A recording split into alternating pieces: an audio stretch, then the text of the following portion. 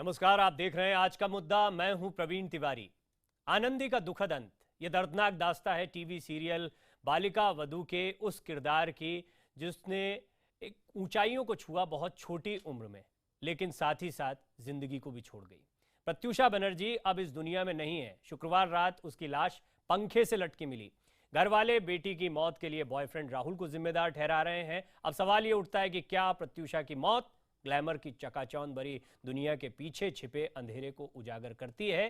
क्या रिश्तों में हार ने प्रत्यूषा को तोड़ दिया था? इन तमाम सवालों पर करेंगे अपने खास मेहमानों से चर्चा, लेकिन उससे पहले देखिए इस पूरे मामले पर हमारी ये खास रिपोर्ट।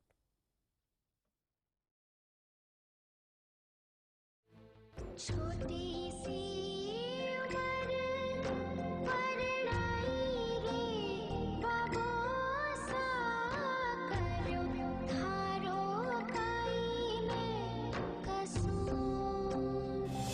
छोटी सी उम्र में दुनिया छोड़ गई आनंदी। सिर्फ 24 साल की ही तो थी प्रत्यूषा बनर्जी उर्फ आनंदी। 17 साल की उम्र में बालिका वधू सीरियल से करियर की शुरुआत की थी और कुछ ही वक्त में वो हिंदुस्तान के घर घर की चहेती आनंदी बन गई। मगर आनंदी का इस तरह से दुनिया छोड़ जाना कई सवाल खड़े करता है। बहरहाल प्रत्यूषा के परिवार की तो दुनिया ही उजड़ चुकी है। घर वालों का रो रो कर बुरा हाल है। माँ की सबसे बड़ी टीस ये है कि वो आखिरी वक्त में अपनी बेटी से बात तक नहीं कर पाएंगी।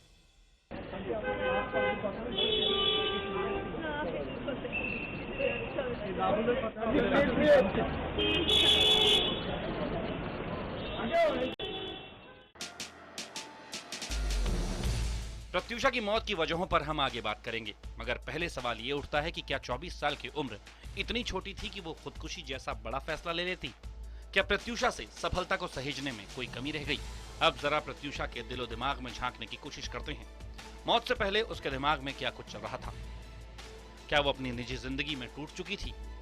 क्या वो बॉयफ्रेंड के साथ अपने रिश्तों में सब हार चुकी थी? मौत से 17 दिन पहले बदला गया व्हाट्सएप स्टेटस कुछ इस तरह से था। मर के भी मुंह तुझसे न मोड़ना। बालिका वधू सीरियल से अपने करियर की शुरुआत करने वाली प्रत्यूषा बनर्जी बालिका वधू सीरियल में अपने सशक्त किरदार से हिंदुस्तान के घर घर में अपनी पहचान बनाने वाली प्रत्यूषा की मौत के बाद टीवी इंडस्ट्री में मातम सा माहौल है। प्रत्यूषा के दोस्त और टीवी में उसके साथी कलाकार इस बात पर यकीन ही नहीं कर पा रहे कि 24 साल की ये प्रतिभाशाली लड़की अब उन्हें छोड़कर बहुत दूर चली गई है। सोचा नहीं था कि वो ऐसा करेगी, मगर क्या मनस्थिति रही होगी उसकी कह नहीं सकते।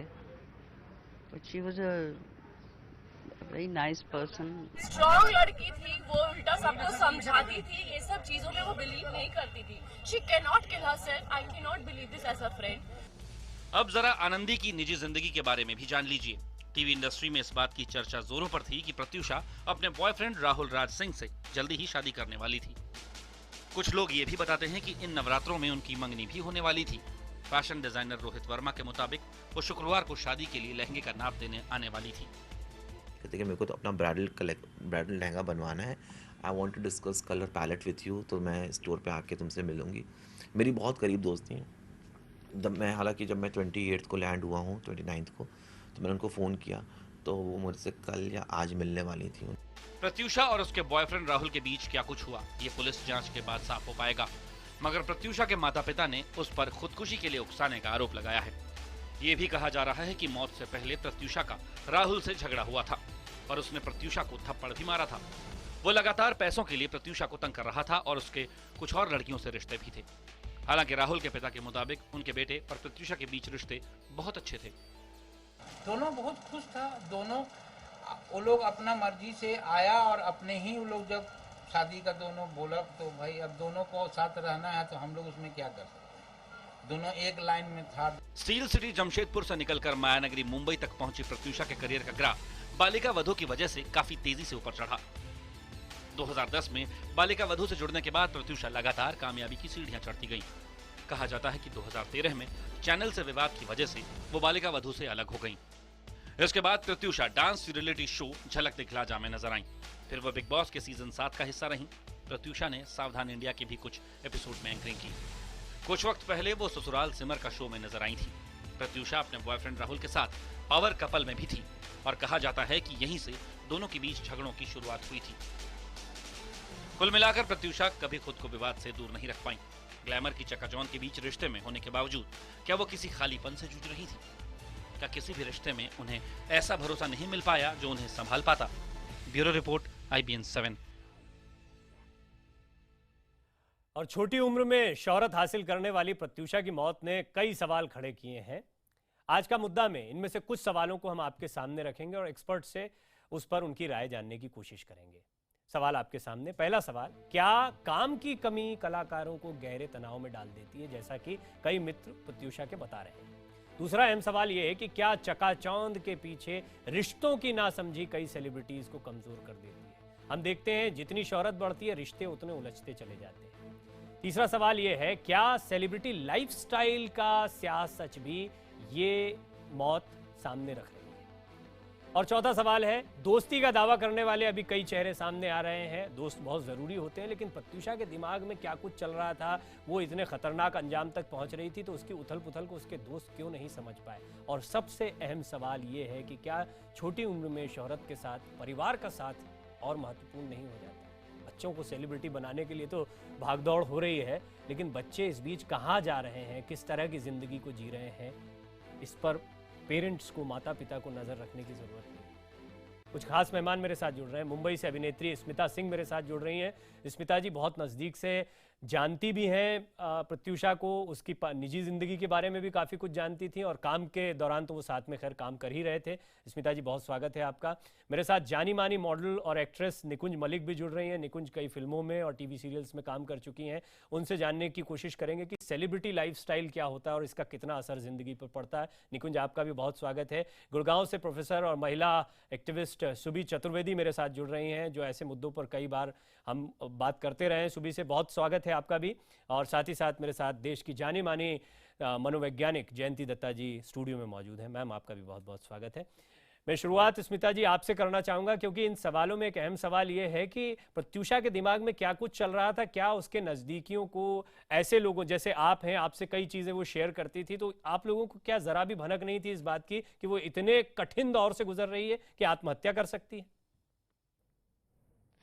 नहीं, जब हमारी उससे लास्ट मुलाकात हुई तो मैंने उसको कोने में ले जाके एक्चुअली पूछा भी था कि are you happy, and she really hugged me. She is like, I am the happiest person in the world. मैंने कहा कोई प्रॉब्लम नहीं। फिर बोलती है, तुम ज़रा राहुल को धमकी तो दो स्मिता दी कि अगर मुझे तंग करेगा तो तुम डांटोगी। तो मैंने राहुल को बोला कि देखो, मेरे बच्चे की आंख में अगर आंसू आए ना, I am gonna hit you. और फिर हम लोग हंस रहे थे। ये मेरा लास्ट कॉन्वर्सेशन था। As far as I know she was very happy. कितना समय हुआ इस बात को? वरना उसकी लाइफ में छोटी से छोटी चीज होती थी वो शेयर करती थी। I'm really surprised, I'm shocked. कितना समय हुआ स्मिता जी, मैं ये जानना चाह रहा था इस बातचीत को? मेरे हार्डली उससे 1 महीना भी नहीं हुआ है। 1 महीना पहले हमारी बात हुई थी, और फिर उसने बोला कि हम बहुत जल्दी शादी प्लान कर रहे हैं, और फिर प्लानिंग की बातें, हम लोग ये करेंगे, हम डांस करेंगे, हम सजेंगे, वही सब। ये बड़ी इंपॉर्टेंट बात है मैम। ये जयंती मैम, क्या 1 महीने पहले जो I am the happiest person जो लड़की कह रही है, वो 1 महीने बाद इतना कड़ा डिसीजन ले लेती है?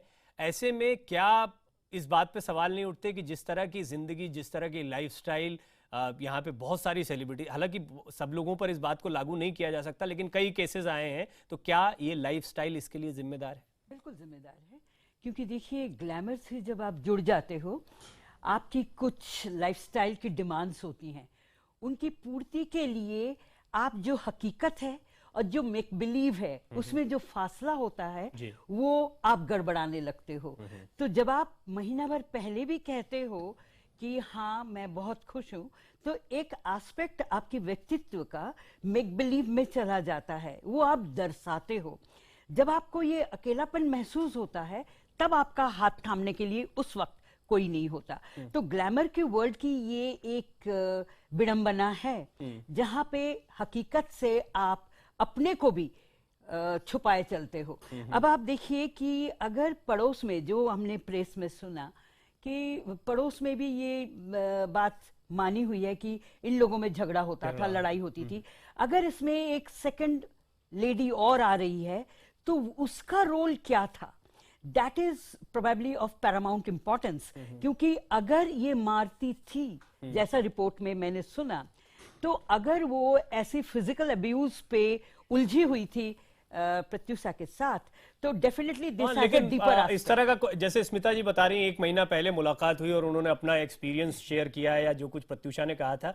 निकुंज, ऐसे में क्योंकि आप ग्लैमर वर्ल्ड का हिस्सा भी हैं, क्या ग्लैमर वर्ल्ड को जिम्मेदार ठहराना सही है या आपको लगता है कि ऐसी कुछ लाइफस्टाइल, ऐसे कुछ प्रेशर होते हैं, काम नहीं मिलने का दबाव हो या फिर उस लाइफस्टाइल और अपनी शोहरत को बरकरार रखने का दबाव हो जो आम लोगों के मुकाबले कलाकारों को या सेलिब्रिटीज को ज्यादा जल्दी तोड़ देता है?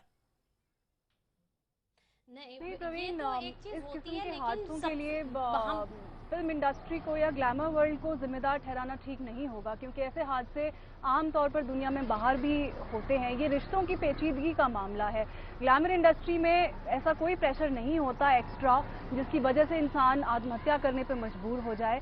ज़रूरत होती है ग्राउंडेड रहने की। कई दफ़ा ऐसा होता है कि कुछ लोग थोड़े से कैरिड अवे हो जाते हैं, लेकिन उस सिचुएशन में ज़रूरी है कि वो अपनी फैमिली से ज़्यादा जुड़े हों और उनके माँ बाप रहें उनको साथ में संभालने के लिए। लेकिन सुसाइड जैसी चीज़ के लिए ग्लैमर इंडस्ट्री को और ग्लैमर इंडस्ट्री के लाइफस्टाइल को निकुंज, मेरा सवाल ये है कि ये बात बिल्कुल सही है कि ये निजी संबंधों से जुड़ा हुआ मसला है, इसमें कोई दो राय नहीं है, लेकिन जो ग्लैमर इंडस्ट्री से भी जुड़ा हुआ है, क्या वो निजी जिंदगी में इस तरह की चीजों को झेलने में थोड़ा कमजोर महसूस करता है क्योंकि उस पर दूसरे दबाव और है? नहीं प्रवीण, देखिए मैं अपना पर्सनल ओपिनियन दे सकती हूँ। पर्सनली मुझे नहीं लगता कि ऐसा कुछ होता है। पर्सनल लाइफ और प्रोफेशनल लाइफ दो अलग अलग चीज़ें हैं और इनको अलग रखना आना चाहिए। जहाँ तक सवाल है प्रत्युषा का, राहुल के बारे में जिस तरह की खबरें अभी फिलहाल सुनने में आ रही हैं कि उनकी ऑलरेडी और भी गर्लफ्रेंड्स थी, शायद उनकी शादी भी पहले हो चुकी है। मैंने ये भी सुना है कि प्रत्युषा ने हाल ही में 1 करोड़ का इंश्योरेंस करवाया था जिसके बेनिफिशियरी भी राहुल थे। ये रिश्तों की पेचीदगी है और प्रत्युषा की तरफ से थोड़ी सी गलती शायद हो गई राहुल को समझने में, और इस गम को वो शायद एक्सेप्ट नहीं कर पाई और I think a momentary lapse of judgement वो इतना बड़ा कदम उठा दिया। सुबी चतुर्वेदी जी, ग्लैमर वर्ल्ड का जब मैंने जिक्र किया, मेरा ये मानना है कि हर प्रोफेशन के अपने अपने पेचीदगी होती है जो आपकी पर्सनल जिंदगी में उतार चढ़ाव ला देती है। तो ग्लैमर वर्ल्ड में इस तरह की एक मेक बिलीव वर्ल्ड में और एक हकीकत जो है उसका सामना करने में आपको दिक्कतें आती हैं, लेकिन जैसा ये कह रही है कि प्रोफेशनल लाइफ और पर्सनल लाइफ में आपका जो एक सामंजस्य है वो बरकरार रखना चाहिए। कई दफे आप गड़बड़ाने लगते हो क्योंकि आपका पर्सनल निजी जिंदगी की जो सपोर्ट सिस्टम आप आदी होते हो वो नहीं मिल पाता। जी सुबी चतुर्वेदी जी, मैंने ये सवाल इसलिए भी रखा क्योंकि ये एक मामला नहीं है। जब निकुंज बोल रही थी तो उस वक्त हम कई और ऐसे मामले चला रहे थे और हम ये भी नहीं कहते कि सबके सब इस तरह के कदम उठा लेते हैं, लेकिन जिया हो, विवेका बाबा जी हो, ऐसे कई नाम हैं, बहुत लंबी फहरिस्त थी। दिल्ली में एक प्रियंका भी तो गई। हाँ, अभी हाल के दिनों में भी ऐसी घटनाएं सामने आई हैं। तो क्या ग्लैमर के लाइफस्टाइल को जोड़कर देखा जाना चाहिए इस तरह के मामलों से?